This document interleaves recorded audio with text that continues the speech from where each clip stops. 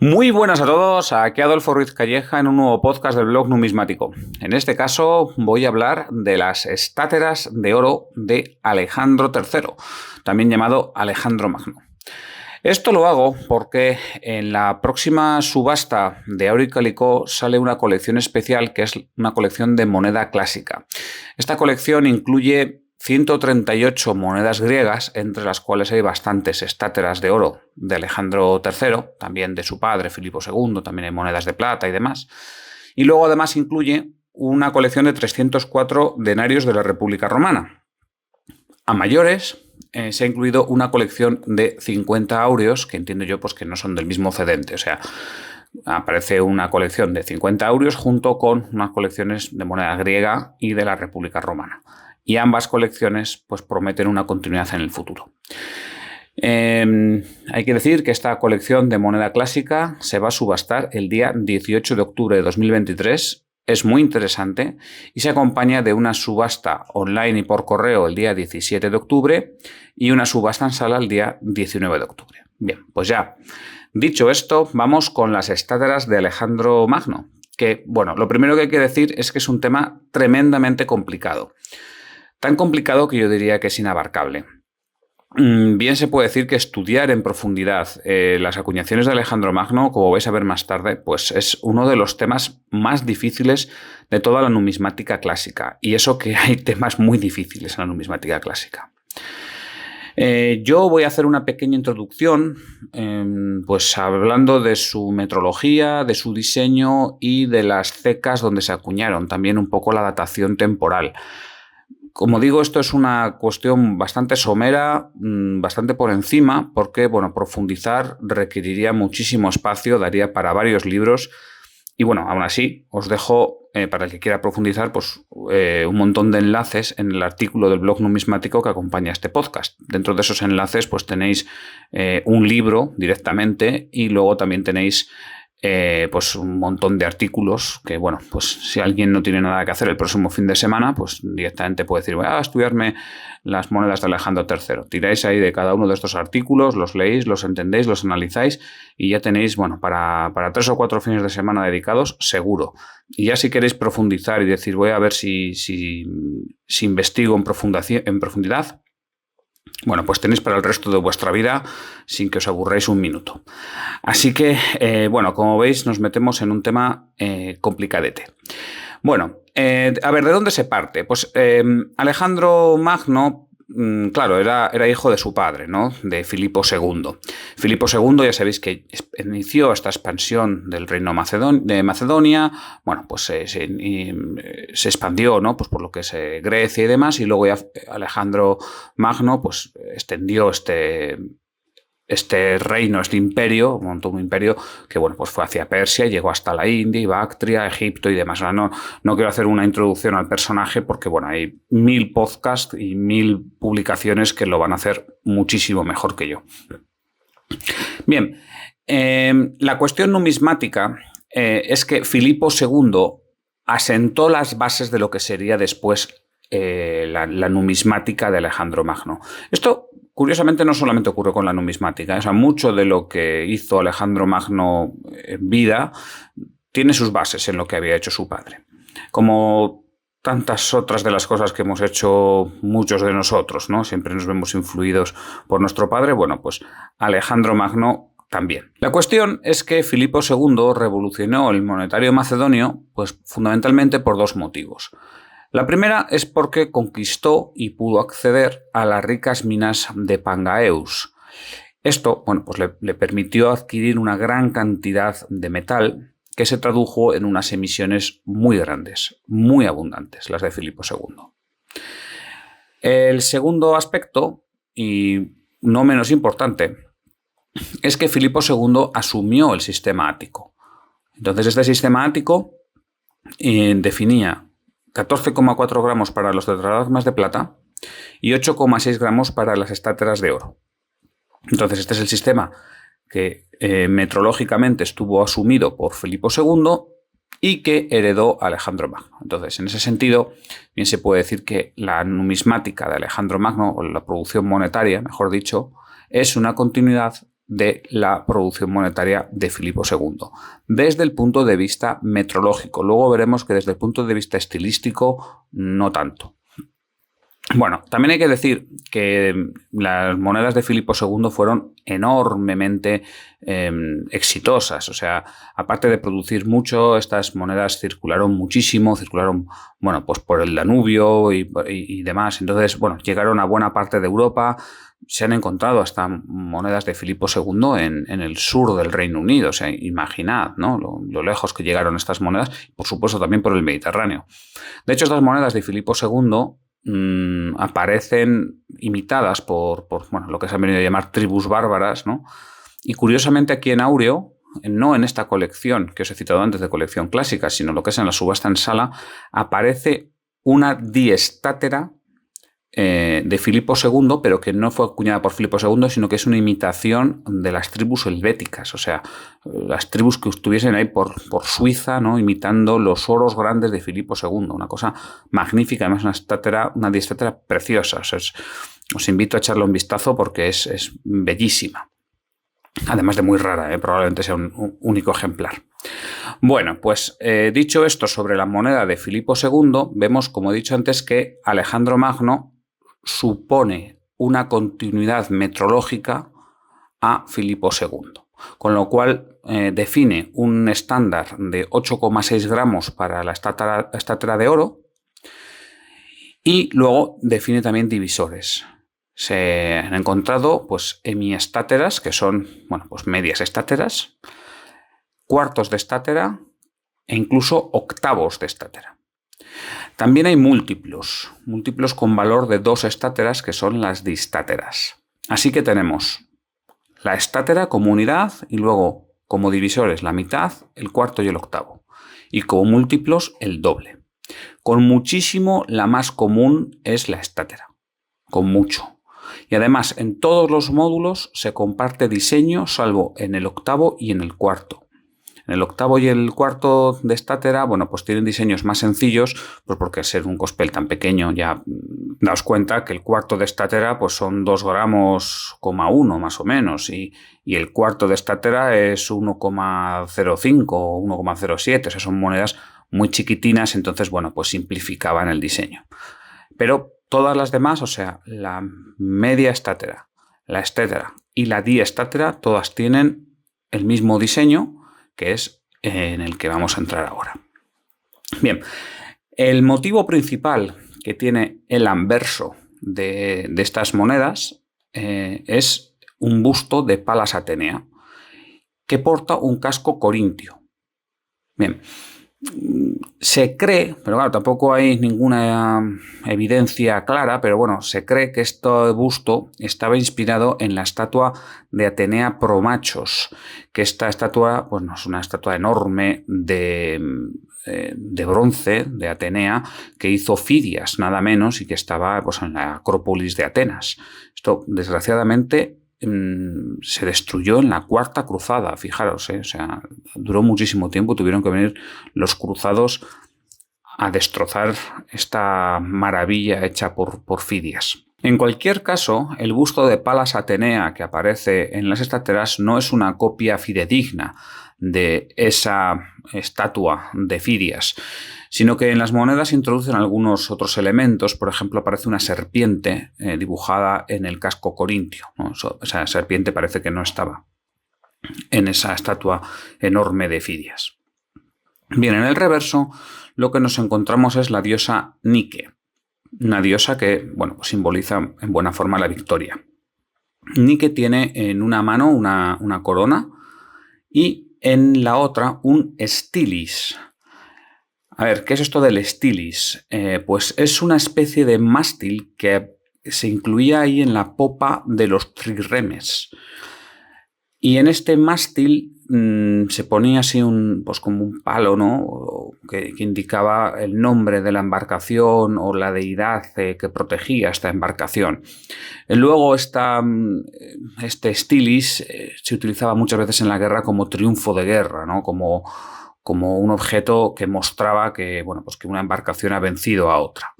Entonces, bueno, no dejaba de ser una referencia a los éxitos navales, ¿no?, de Nike. Bueno, también en el reverso nos encontramos la leyenda Alejandroi, que viene a ser algo así como de Alejandro, ¿no? O sea, una referencia explícita a Alejandro Magno, y también hay bastantes símbolos. Esos símbolos son símbolos de contabilidad, que, bueno, probablemente ahora no entendamos el significado de estos símbolos, bueno, no, es que no los entendemos, pero en su momento pues tendrían su sentido, su significado, para, bueno, pues para permitir saber de dónde procedía cada una de las monedas, o, bueno, pues qué series tienen qué cecas, o este tipo de cuestiones. Bien, se han hecho muchas interpretaciones de por qué aparece Palas Atenea en el anverso y por qué aparece Nike en el reverso. No son interpretaciones sencillas, digamos, porque claro, al final no nos ha llegado ningún documento escrito que nos explique por qué el diseñador pues incluyó estos elementos, ¿no?, a estas dos deidades. Pero bueno, parece que hay autores que toman distintas interpretaciones de esto. Algunos autores consideran que estaban representando a dos diosas muy conocidas y muy queridas en todo el mundo heleno. Entonces, bueno, pues en cierta forma lo que quería Alejandro era pues sumar a cuanta más gente mejor, vamos a decirlo. O sea, poner dos elementos que todo el mundo se viese representado con ello, todo el mundo heleno obviamente, se viesen representados con ellos, y entonces, bueno, pues aglutinar en cierta forma este panhelenismo. Bueno, hay otros que no, que opinan que estas son dos referencias a la ciudad de Atenas. Bueno, la representación de Palas Atenea, si estaba tomada de Fidias, pues entonces clarísimamente era una referencia a la ciudad de Atenas. Bueno, pues también puede ser. También hay quien dice que la representación de Nike podía estar relacionada con alguna victoria naval en concreto de Alejandro, como por ejemplo la de Tiro, cuando tomó la ciudad de Tiro, mientras que Atenea pues era también una referencia a Alejandro porque, bueno, pues los sacerdotes, los oráculos habían dicho que Atenea iba a proteger a Alejandro. Mejor dicho, Atenea le había prometido protección a Alejandro Magno a través de los oráculos. Entonces, según esta última interpretación, en ambos casos están haciendo una referencia implícita a Alejandro Magno. Nike por sus victorias navales y Atenea por su protección hacia este rey, ¿no? A ver, yo quién soy, ¿no?, para decir cuál de las interpretaciones es la buena. Probablemente a lo mejor haya una cuarta interpretación o quinta o alguna que no nos hayamos imaginado y que sea la verdadera. Pero bueno, si yo me tengo que quedar con alguna de estas tres, yo me quedaría con la última, o sea, entendiendo que esta representación es una referencia a Alejandro, tanto en el anverso como en el reverso. Esto lo digo porque en el caso de Filipo II, los tetradracmas de Filipo II y también las estáteras hacían referencia a Filipo II, también de manera indirecta. Y luego la moneda griega se ve cada vez más personalista, ¿no?, con todos estos reinos que aparecen después de que los generales de Alejandro desgajasen su imperio, ¿no?, o los sátrapas que aparecen por aquí y por allá. Bueno, pues la moneda se hace cada vez más personalista. Entonces, bueno, en este camino al personalismo en la moneda, a hacer cada vez más referencia al líder, pues entonces yo veo coherente que estas monedas también hagan referencia a Alejandro Magno de una manera implícita. Pero, como digo, ¿quién soy yo para hacer este tipo de interpretaciones? Hay otro aspecto interesante, y es el paralelismo compositivo que hay entre estas estáteras de oro y los tetradracmas de plata de Alejandro Magno. A ver, en los tetradracmas de plata, que son muchísimo más comunes que las estáteras de oro, pues aquí aparece, en el anverso aparece el busto de Hércules. Un busto de Hércules que está con la cabeza cubierta por la piel del león de Nemea. Y en el reverso aparece Zeus sentado en un trono que tiene un águila en la mano derecha y tiene un cetro en la mano izquierda. Además, en el reverso también indica la leyenda Alejandro y además aparecen también un montón de símbolos, ¿no? por el campo. Entonces, bueno, pues vemos que hay unos paralelismos clarísimos, ¿no? O sea, aparece una deidad en el anverso y una deidad en el reverso, en ambos casos. Las deidades son masculinas para el caso de la plata y femeninas para el caso del oro. Pero, tanto en ambos casos, la deidad del anverso, o sea, por un lado Atenea, por otro lado Hércules, tienen la cabeza cubierta. Atenea lleva el casco y Hércules lleva la piel del león. Mientras que en el reverso aparecen dos deidades, que son por un lado Zeus, por otro lado Nike, que van con una toga. Y además, en ambos casos, en el reverso, aparecen con un objeto en la mano derecha y además otro objeto, digamos, vertical en la mano izquierda. Con lo cual es algo como también muy, muy claro. Por supuesto, la leyenda de Alejandro está exactamente en el mismo lugar en ambos casos y aparecen símbolos en el reverso y no aparecen en el anverso. Con lo cual, bueno, yo creo que todo esto es muchísima casualidad para ser una coincidencia. Bueno, parece ser que los tetradracmas de plata empezaron a acuñarse antes que las estátuas de oro. Con lo cual, bueno, pues dicen algunos autores, y tiene mucho sentido, que estas estáteras de oro basaron su diseño en los tetradracmas de plata que ya existían. O sea, dicho de otra forma, este Hércules se acabó convirtiendo en Atenea y ese Zeus se acabó convirtiendo en Nike. Bueno, tiene sentido, ¿no? Al menos el patrón compositivo es totalmente igual. Eso sí, estas estáteras suponen una novedad compositiva con respecto a las de Filipo II. O sea, igual que veíamos que las estáteras de oro de Alejandro Magno eran una continuidad de las de Filipo II con respecto a su metrología, no lo son con respecto a su iconografía o a su estilo, a su diseño, a su composición. ¿Vale? Ahí las podéis comparar, las dos, tenéis varios ejemplares en la subasta de Oro y Calicó, podéis echar un vistazo también al artículo que acompaña este podcast, que tenéis un montón de imágenes para poderlas comparar y os vais a dar cuenta de que no tienen nada que ver. Entonces, en ese sentido, las estáteras y la numismática en general de Filipo II fue muy novedosa para su época y la de Alejandro Magno volvió a ser muy novedosa. O sea, al final están utilizando unos patrones compositivos que eran muy novedosos para la época, ¿vale? Para estos años del siglo IV a.C., bueno, pues no había habido ningún tipo de acuñaciones con una composición semejante. Bien, vamos ahora con la parte más complicada, que es el tema de cecas y fechas. Vamos a empezar primero con un marco temporal, y es que Alejandro Magno llegó al trono en el año 336 a.C., con lo cual ya sabemos que sus estáteras se acuñaron posteriormente a esta fecha, obviamente. Parece ser que todos los autores están de acuerdo que no se acuñaron estáteras de oro con este diseño de Alejandro Magno antes del 334 a.C., que es cuando empezó pues, su campaña en Asia.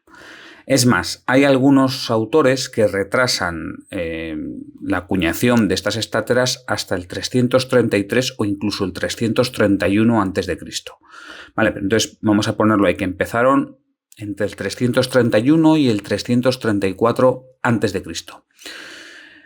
Y antes, me diréis, ¿y qué pasa? Desde el 336 hasta que empezaron, ¿qué estaban acuñando? Bueno, pues seguían acuñando monedas a nombre de Filipo II. ¿Vale? O sea, este nuevo diseño, ya con el nombre de Alejandro, pues se tardó unos años desde que él llegó al trono hasta que se empezaron a acuñar. Ese es el inicio. El final, bueno, pues, a ver, está claro que Alejandro Magno falleció en el 323 a.C. Pero se sabe también que se siguieron acuñando estáteras de oro a nombre de Alejandro Magno durante más tiempo. Al menos durante el reinado de Filipo III, que era su medio hermano y fue su sucesor. Se cree que se interrumpieron estas acuñaciones en la muerte de Filipo III, que sería en el año 317 a.C., aunque parece ser que hubo también acuñaciones áureas a nombre de Alejandro Magno hasta el 280 a.C. Claro que algunas de estas acuñaciones ya muy tardías probablemente fuesen imitaciones, o sea, no es que fuesen monedas hechas, digamos, por pueblos helenos, ¿no? Con lo cual, bueno, ahí tenemos un marco temporal. Vamos a poner que como pronto empezaron en el 334 a.C. y podemos decir que hasta el 317 a.C. podemos estar más o menos seguro que se acuñaron estas monedas. Luego ya, bueno, pues pudo haber imitaciones un poquito durante las siguientes décadas. Tenemos unos 17 años de acuñaciones, ¿vale? Pero es que estas acuñaciones son vastísimas. Se hicieron muchísimas monedas. Y además se hicieron en muchas cecas. Y además hay muchas variantes para cada una de las cecas. Y esto lo hace complicadísimo, complicadísimo. O sea, si alguien quiere un reto numismático difícil, que no le deje dormir ninguna noche, digamos hasta el día que se muera, y que luego se lo pase a sus descendientes y tengan el resto de su vida entretenida, pues aquí tiene uno. El datar y el asignar una cronología y unas cecas a las monedas de Alejandro Magno. O sea, en 5 generaciones, aunque no durma nadie toda la noche, ya os digo que no vais a acabar, porque es una cosa terrible. ¿Cómo se está haciendo? O sea, yo estoy viendo aquí los artículos de distintos autores y demás, porque a ver, llevan desde principios del siglo XIX intentando hacer una datación de todas estas monedas y han conseguido algunas y otras no. Entonces, ¿qué es lo que hacen? Bueno, lo primero se basan en tesoros. ¿Veis lo importante que es tener monedas en su contexto, ¿no? Para saber qué monedas aparecen con cuál y así poder datar ciertas monedas y asignarlas a cierta ceca. Porque dices, bueno, si está en tal lugar es probable que venga de tal ceca. Bien, pues se basan en el registro arqueológico, como digo. Luego también se analizan los cuños. ¿Qué se consigue con los cuños? Pues que si se ve que cierto símbolo del reverso aparece en tal otra moneda y se sabe que ese símbolo está relacionado con una ceca, pues la otra moneda, dices, pues también vendrá de la misma ceca. Vale, por ejemplo, eso es con los símbolos de los reversos. Pero también se ven los cuños del anverso. O sea, si ves que una moneda que sabes que es de cierta ceca tiene un cuño de anverso que se comparte con otra moneda, bueno, pues esa otra moneda ya es seguro que también viene de la misma ceca. Claro, si esa otra moneda también tiene ciertos símbolos en el reverso, luego ya puedes asignar tal símbolo a esa otra misma ceca. Bien, eso por el análisis de cuños. Luego está el tema de los flanes, porque al parecer hay ciertas cecas que hacían flanes más pequeños, otros más grandes, algunos más anchos o tal. Y bueno, por lo que son los cospeles dan cierta pista también de dónde se acuñaron ciertas monedas. Y luego ya por último está el análisis estilístico, o sea que ciertas características estilísticas pues en el busto de Palas o en níquel o en cualquier otro elemento, pues puede decir, no, mira, es que esta ceca tenía tal grabador y entonces tiene cierto estilo propio. Bueno, pues imaginad lo que supone esto para unas monedas cuyas variantes se cuentan a miles. Pues es una tarea totalmente desesperante, aunque no es una tarea desesperada. Bueno, hay que decir que esta frase que acabo de decir, de que no es una tarea de que es una tarea desesperante, pero no desesperada, esa se la oí a mi profesor de filosofía en la universidad, a Fastos, se llamaba ese hombre. Y he estado, pues no sé, ¿de cuánto hace esto? Pues 20 años, una cosa así, esperando a poder decir esta frase en algún contexto. Mirad qué bien me ha venido, ¿eh? Bueno, entonces, dicho todo esto, os dejo ahí enlazado en el artículo que acompaña este podcast, tenéis enlazado un libro donde más o menos hace un análisis de las diferentes variantes que son conocidas de cada una de las cecas. Yo solamente os diré que en un principio se acuñaron en 3 cecas macedonias: Pela, Anfípolis y Aegae. La más importante de todas, la ceca que más acuñó con mucha diferencia, es Anfípolis. Vale, entonces, si alguien quiere una estatua de Alejandro Magno y no quiere, digamos, dejarse demasiado dinero, bueno, pues una de Anfípolis es razonablemente asequible, siempre teniendo en cuenta que estamos haciéndonos con una moneda de oro griego del siglo IV a.C. y que esa moneda está a nombre de Alejandro Magno. O sea, pero bueno, pues por 3.000 euros podéis tener una, ¿vale? O sea, no digo que esto sea barato, pero digo que es más barato que otras variantes. Bueno, luego hay otras cecas que se fueron abriendo según el imperio de Alejandro Magno se fue extendiendo hacia el este. Según iba conquistando otros lugares, él fue abriendo cecas. En algunos casos fueron ciudades que ya tenían unas cecas anteriores y él, digamos que las reconvirtió y empezó a hacer moneda a su nombre. En otros casos fueron ciudades donde simplemente se abrió una ceca.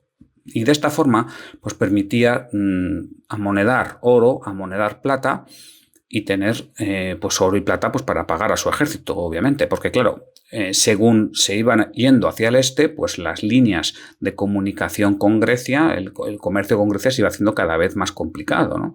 Entonces, bueno, pues necesitaban abastecerse del terreno pues para muchas cosas y entre ellas también pues para monedas. Por eso abrieron en total 20 cecas más las 3 de Macedonia. Y estas cecas se abrieron pues, en Asia Menor, en Chipre, en Fenicia, en Egipto, en Persia. Bueno, pues algunas de estas cecas, las más conocidas, ¿no? Pues por ejemplo, Tarso, Memphis, Babilonia, Susa, Lámsaco y bueno, Salamina también. O sea, estamos hablando de ciudades importantísimas, ¿no? para la época. Luego todo esto se complica todavía más tras la muerte de Alejandro Magno, porque estas 23 cecas fueron durante la vida de Alejandro Magno, pero tras su muerte todavía se complica más. Entonces se contabilizan un total de 114 cecas que acuñaron monedas a nombre de Alejandro Magno en los siguientes 250 años tras su muerte. O sea, 114 cecas, incluyendo, por supuesto, acuñaciones bárbaras que estaban imitando la moneda de Alejandro Magno. También hay que decir que muchas de estas cecas no acuñaron oro, solamente acuñaron tetradracmas de plata o monedas de plata en general. Pero bueno, veis que esto es un tema complicadísimo. O sea, imaginad 114 cecas, cada una con sus propios símbolos o su propio estilo de su padre y de su madre, y además cada una con su propia cronología. Entonces aquí no hay quien se aclare y bueno, pues hay que agradecer que ha habido mucha gente que se ha devanado los sesos y que ha hecho un análisis muy minucioso para poder llegar a algunas conclusiones. Y bueno, pues yo con esto acabo este podcast. Espero haber hecho una introducción a estas estáteras de Alejandro Magno. Como digo, hay muchísima tela que cortar aquí. Tenéis un montón de enlaces para poder profundizar en ello. Os animo a hacerlo. Y también os animo a echar un vistazo a las subastas de oro y cálico entre el 17 y el 19 de octubre de 2023, que como veis tienen mucha moneda clásica, moneda muy interesante, y que, bueno, pues seguro que aprendéis un montón de estas. Entre ello, por ejemplo, tenéis 400 denarios de Trajano. O sea, una colección en la subasta online de 400 y pico denarios de Trajano. O sea, ahí, si os interesa la numismática de Trajano, no os lo podéis perder, porque ahí sí que podéis hacer un estudio profundo solamente viendo las imágenes de esta subasta. Así que, nada, como digo, yo me despido y hasta pronto.